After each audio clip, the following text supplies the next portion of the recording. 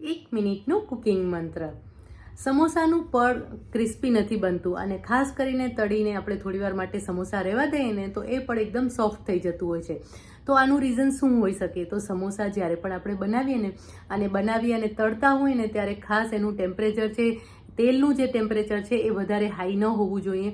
જો તમે fast flame પર એને તળશો ને તો શું થશે કે તરત જ ઉપરનું પડ છે એ તરત જ ક્રિસ્પી થઈ જશે અને જ્યારે એ રહેશે ત્યારે એ પોચું પડી જતું હોય છે.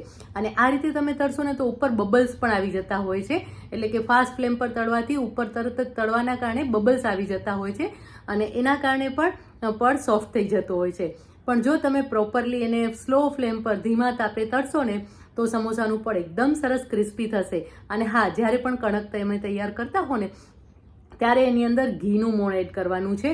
એટલે કે 1 ટેબલ સ્પૂન જો થીજેલા ઘીનું તમે મોણ એડ કરશો અને સાથે થોડા પ્રમાણમાં ચોખાનો લોટ એડ કરી દેવાનો છે. અને આ રીતે જો કણક તૈયાર કરેલી હશે તો તમારું જે સમોસાનું પડ છે એકદમ સરસ ક્રિસ્પી રહેશે.